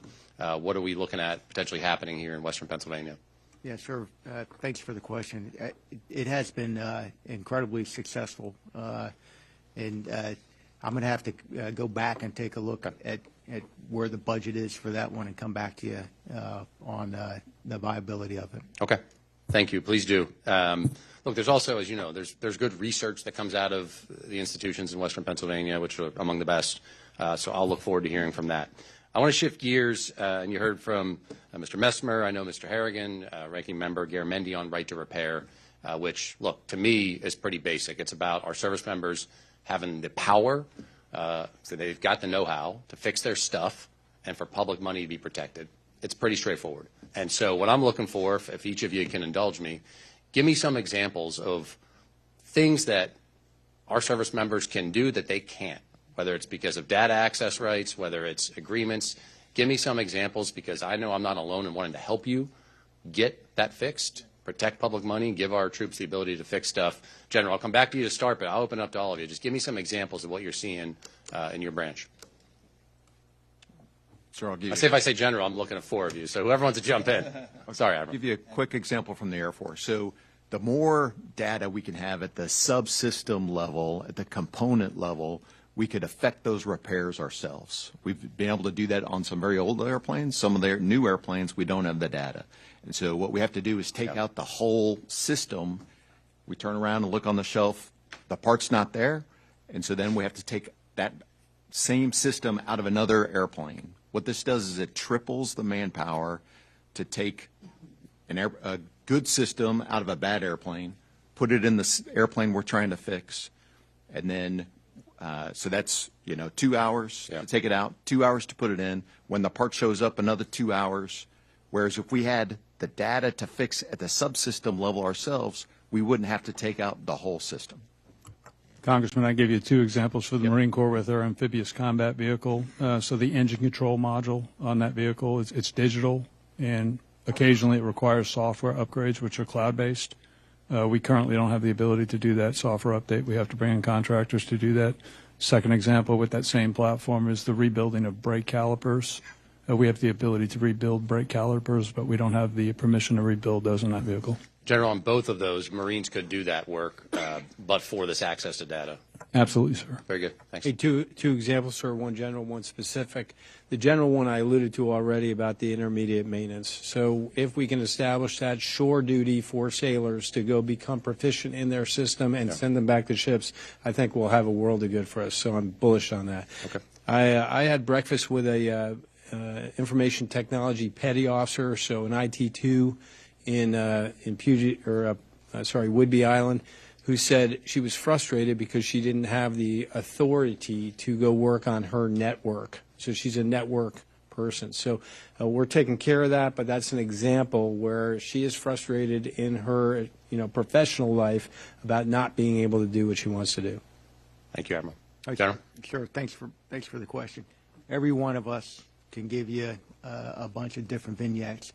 In every one of our services, we have young Americans that can do this. Yeah. If we just give them the capability to do it. And I'll throw one out because there's a savings associated with this too. So a $14,000 fin that goes on an external fuel tank for a UH-60, just to replace it, $14,000. Our team re-engineered, reverse engineered it, 3D printed it. It costs $3,000 to do it, 78% cheaper. And that's one small example that can be done by the incredible Americans that serve in our formations that can do this if we just get the technical data and the ability to execute. I know that you've given us a lot of the capabilities to do it in the NDAA, but it's the technical data that we have to be able to go out. We've got to do more. As you say, our service members can do this stuff. We've got to back you up. Thank you all. Thank you, Mr. Chairman. Mr. Kuda, you're recognized for 5 minutes. Thank you, Mr. Chair. General LaNeve, do you know how many months there are between now and August 16th, 2029? I'd have to do the math real fast. Okay, I'll help you with the math. Thank It's you. 40 months. That's 3 years and 4 months. And that's when the leases expire at Pohakaloa. And given that we are far off into the distant future about that, I'd like to know, and I think it's important for the subcommittee to know, has the Army made any actual offers to the state of Hawaii for a new lease? Length of time, projected dollars? It's a simple yes or no. Have I gotten anything? Has the state of Hawaii received anything? I know that the negotiations are going back and forth, but I'm not sure from the team forward where they are right now. I do want to assure you that we want to do this in good faith. You're our neighbors. Okay. And we know we need. I know, and I appreciate that. Good faith doesn't mean ramming condemnation down our throat or holding it over our head as well. I can tell you that publicly there has been no offer, no discussion of an extension of a lease at all or a renegotiation of a lease, no dollar amount. There is nothing in this budget that you're putting forward to even indicate that it would have been a consideration to provide a financial offer for a lease renegotiation for Pohakaloa. There is nothing right now. We are 40 months away from the expiration, given the prematurity of even talking about eminent domain, even threatening condemnation on a state and an indigenous people that has already sacrificed more land and spilled more blood as members of the armed services as well. Will you agree to take that threat of condemnation, eminent domain, completely off the table and commit to real negotiations for what a lease could look like as we talk about dollars, as we talk about length of time? Clearly, you will not be squatting for $1 for 65 years as you did for the past 65 years, but also talking about what it means to be that good neighbor. And I know you want to be that good neighbor. So how are you going to contribute to the community benefit? How are you going to respect Native Hawaiian rights, cultures, sites? How can we talk about even reducing footprints? All of these things that should be a part of a real, true, open and honest negotiation that should be made public so the public can comment. Will you commit to take that threat, that gun to people's head, that condemnation and eminent domain must be imposed while we are still 40 months out, that you will commit to a real solid negotiation?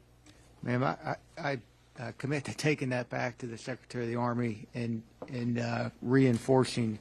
So you're telling me that at the end of the day, because I asked Gillis the same question, your civilian counterpart, I asked him to take that threat off, is the only one who can take the threat of condemnation and eminent domain, something that is truly impacting our community back home. Secretary Hegseth is the only one who can say we will take that away. No, ma'am, I'm taking that. I work for the Secretary of the Army. That's what I meant. I'm going to take that back to the Secretary of the Army. I don't know where the threat came from. The threat came in the language that was offered to this committee. Yes, ma'am. So I think we need to, and if you can take this back, tell this committee straightforward, we don't need to be talking about any kind of language provisions in this NDAA about condemnation or eminent domain, because we are still actively in the negotiation process. We haven't even made a formal request to the state of Hawaii. Nothing's been offered. We haven't gone to the community to talk about what even an extension of the lease would look like. So first and foremost, let's withdraw from HAS, the Armed Services Committee, any provisions that you have requested to consider language to authorize any kind of condemnation or eminent domain. Will you do that? Can you do that? Is that in your authority? Well, it's not within my authority, ma'am, but I will go back to the Secretary and Secretary of the Army and discuss this. Again, as I said in the beginning, we want to negotiate in true faith. So what's stopping you? Because right now I have only heard whispers. I've seen language from last NDAA to this one of eminent domain and condemnation. We're talking about a community of people here, an indigenous people. Native Hawaiians are indigenous people to these islands that you've been bombing the hell out of for generations. They never relinquished their sovereignty, not once. You've taken their land already. The Admissions Act, how do you think you got Pearl Harbor? How do you think you got Marine Corps Base Hawaii? How do you think you got PMRF? You took it. You never even paid $1 for that. So when we talk about trust, You're telling me relationships are so important globally, especially when it comes to crisis. How can you blow up the domestic relationship with a crisis like this? Yes, ma'am. I appreciate all of your concerns. People are pissed yes, ma'am. in Hawaii, and they absolutely deserve to be, because they've been mistreated, and right now they're being mistreated again, and I look forward to further engagement with everyone above you on this issue. Thank you, Mr. Chair. I yield back. Mr. Davis, you're recognized. Thank you so much, Mr. Chair. And to all the witnesses who are here today, we really appreciate your service to the country. This past Friday, I had a chance of going to Marine Corps Air Station Cherry Point, North Carolina, in the eastern part of our state. And General Gering, I just want to let you know that it was truly a pleasure to get there to reconnect with the base leaders. Please convey, if you would, my deep appreciation for all the great work that's taking place there. 24/7 air operations, the airfield staying busy. Was there to see the work with the tower and so much that's going on the ground. The installation earned a distinction as the Marine Corps Air Station of the Year. So I want to, with that, lead into this first question to yourself and General LaMontagne, and that is, what can Congress do, looking across services in this case, to optimize the F-35 mission readiness, and especially as we think about Indo-Pacific deployments? Congressman, thanks for the question, and thank you for taking the time to visit our Marines at Cherry Point. The F-35 is the most capable strike fighter aircraft in the world, and I think we're showing that right now overseas. I think the biggest degrader for the F-35 right now is spares. It's spares, posture, and repairables. And the reason I'm convinced this is the case is because when we deploy an aircraft and it gets priority for parts, it's meeting and or exceeding our readiness goals. So I know it is maintainable. It really comes down to spares, posture. And so I think you'll see a big commitment towards that in the PB-27 submission. Super. Thank you. Congressman, thank you. Very important issue. Thank you also for the conversation a couple of days ago. I agree with General Gering. It really is spare parts is a huge part of this. The Air Force has not prioritized this enough over the last several years. So we have basically invested about 85% in our weapons system sustainment account. In 26, we raised that to 86%, previously 85%, this year 86%. In 27, going to 93%. We've got to prioritize this ourselves, and that's exactly what we're doing. Also working through the F-35 Joint Program Office in accordance with that rule set and the global sustainment system reset to try and get those rates where they need to be in the 2030 timeframe. Yeah. And let me say, too, thank you so much for the call. We covered a lot of ground in a short period of time. And also, I really appreciate you raising the topic on F-15s at Seymour. So thank you. It means a lot. Admiral Kilby, what are the most critical gaps we face, in your opinion, with respect to naval weapon systems, and how do those interface with Marine Corps land, sea, hybrid vehicle operations? Well, a significant gap we've seen in the last 2 years is the ability to counter UAS aircraft cheaply and effectively. So 2 years ago, we were using very expensive missiles to do that in the Red Sea. And now we've come back with weapons like APKWS and other things. So we've got to really have a rechargeable magazine, a laser, directed energy, high-power microwave, something that could attrite that threat. So I think that's a gap for us. We need to backfill that as quickly as possible so we can reserve our most capable munitions for our most capable threats. Yeah. And let me ask, as a continuation, how can Congress help when we talk about accelerating shipbuilding, that pipeline?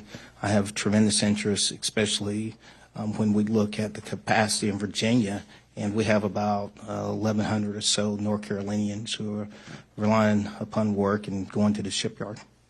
Well, there's a couple things we're trying to do to make our maintenance. The biggest thing for us is to get our ships out of maintenance on time and not have days of maintenance delay.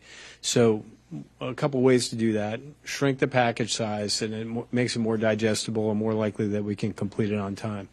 I also think, so helping those workers that work, come from North Carolina and work in the Hampton Roads area and our private shipyards that maintain our ships in Hampton Roads, that's part of that. Another part is being able to build modules outside. Let me do something. I have 10 seconds left, and we can definitely follow back Yes, sir. up, and I I'll follow up with appreciate you. that. But I would like to say in closing here, General LaNeve, have a son, Fort Benning right now, infantry. Week 5, OSINT, so look forward to Family Day, and I just want to thank you for all the work that's happened, the recruiters, everything that's taken place, and we really appreciate what's taking place at Fort Benning. Thanks for your service. And then I don't want to leave space out. We have a mission specialist that we're so proud of that just got back, and we've had great conversations about space, so I do look forward to continuing to make sure we do everything to maintain a steady readiness posture. And thank you so much, Mr. Chair. I yield back.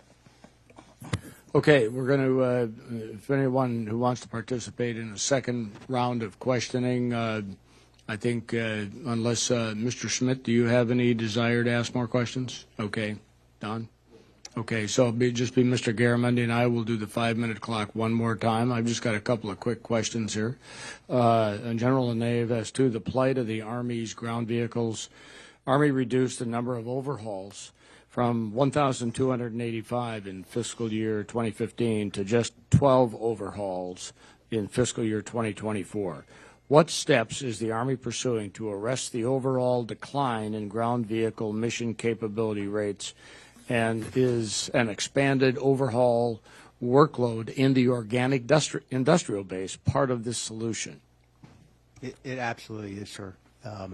In the industrial base, we have to do it. We're also we have a great AMC commander that's doing a pinpoint a look at organizations, especially our ABCT fleet, that will get out and take a look at their OR rate and surge on them to try to get them up to a higher rate. This is a concern across all of our fleets, sir.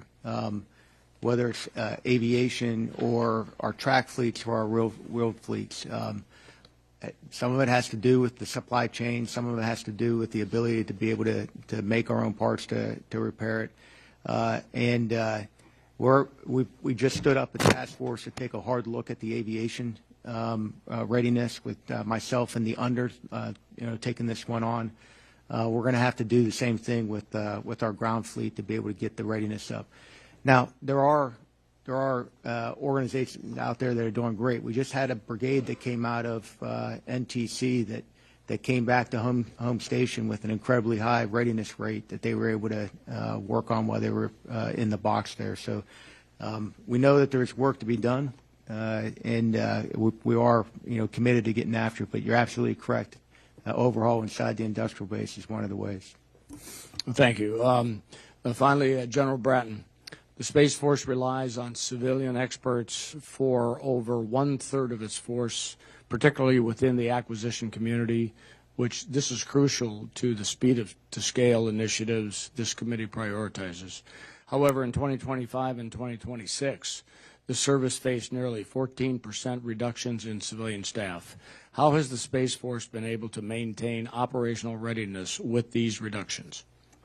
Hey, sir, thanks for the question. We lost about 350 civilians out of our acquisition workforce in 2025, and so we have the authorities now in place to rehire and hire beyond that number. And so right now we're getting after bringing back the civilian workforce. But in the meantime, we've also reprioritized our military assignment process in support of acquisition reform to make sure we have the acquirers in place as you consider the 27 budget, and we'll see where that goes, but that we got the workforce in place to be able to execute both the 26 program and then future programs as we go. So we're building on the military side and bringing back the civilian workforce, sir. Okay. With that, I'm going to yield my rest of my time and turn it over to the ranking member, Mr. Garamendi. Thank you very much, Mr. Chairman. It keeps coming back to where we're going to spend our effort, what is important. The hearing thus far has illuminated in each of your services the inability to maintain what we have. Many reasons for those, and this committee will get into the detail in the days ahead and in the NDAA to really force solutions. One of these things, the operational pace of the military in the last 16, 18 months has been extraordinary. We can lay out all of the programs. I'm sure all of us will have a memory for each one of them, but how are you going to recover the readiness from the current operational pace that you have been under for the various deployments?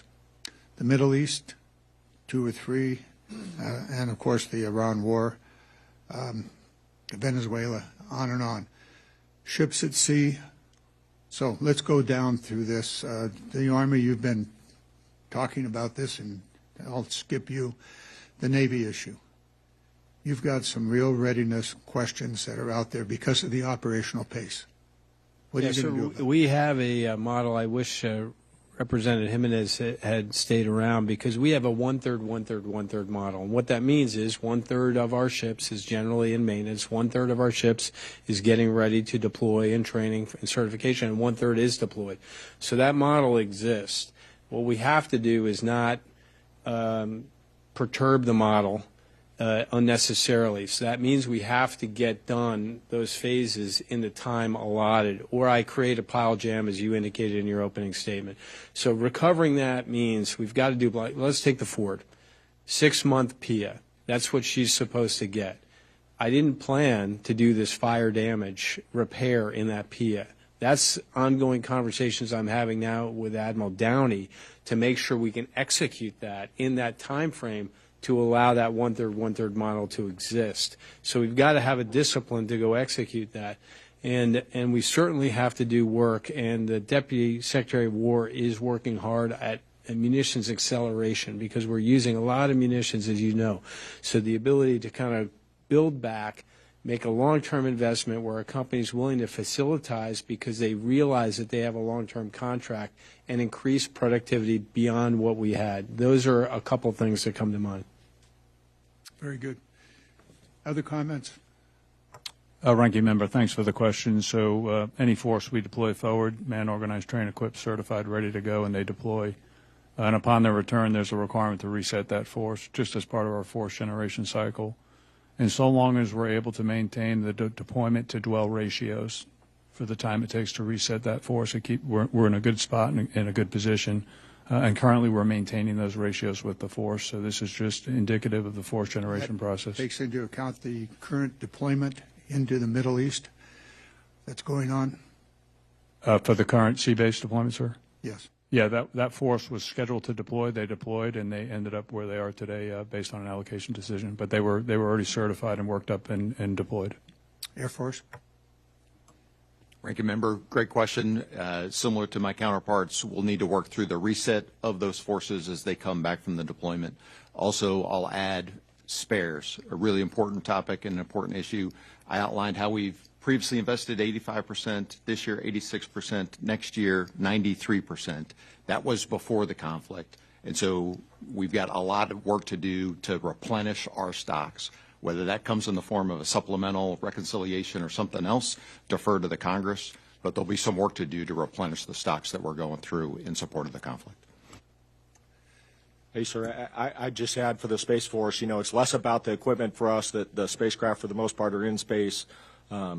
But for the crew force, the need to grow the Space Force so we have time to do advanced training with our crews that aren't on duty supporting the combatant commands. Just like all the services, we generate that readiness. We expect the combatant commands to spend it, but we have to have that training time when they're not working for the combatant commands. And so these growth numbers you see for us will allow the Space Force to really train the off-duty crews, if you will, who aren't working for U.S. Space Command at the time against those advanced threats. Jack, if I might take your 1 minute and 36 seconds that you didn't take and ask another question. Thank you. The operational pace over the last several months has been extraordinary. Talked about munitions. We haven't discussed that at all here. It's a question which subcommittee's responsible for the munitions. It is a huge issue, and it's one that we're going to have to spend some of our time on, and and I'm sure other subcommittees and the full committee will also. There's a whole set of issues that have to do with your bases and their readiness, PSYOP. We haven't discussed that in detail here for some time, but we should. We also need to be very, very aware that the burn rate of the munitions puts in jeopardy the readiness of our military. And we're going to need to hear from all of you what needs to be done and the pace. You've said it's in the reconciliation. We're talking about $1,500 billion request. And if there's ever an oh my God, that's it. My questions are going to go, is that necessary, or do you have the capability in the base to address these readiness issues?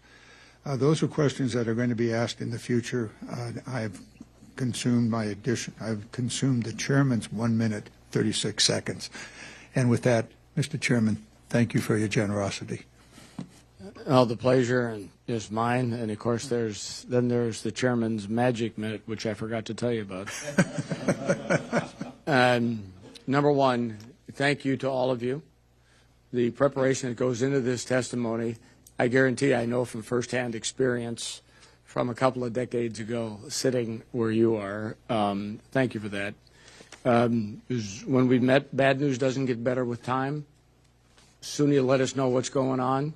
We can keep the brush fires from becoming forest fires. We count on that because everybody here on the committee and on the subcommittee especially knows that in the military, you get assigned a mission, you plan the mission, you execute the mission, you do the after-action lessons, and you move on to whatever's next. Readiness is a continuous thread that runs through all of that. So what we've covered today, we need to keep the pressure on in a positive way so that we as in the members here, know where we are so we don't get surprised, minimize surprises. Thank you. And with that, this hearing is adjourned. Thank you.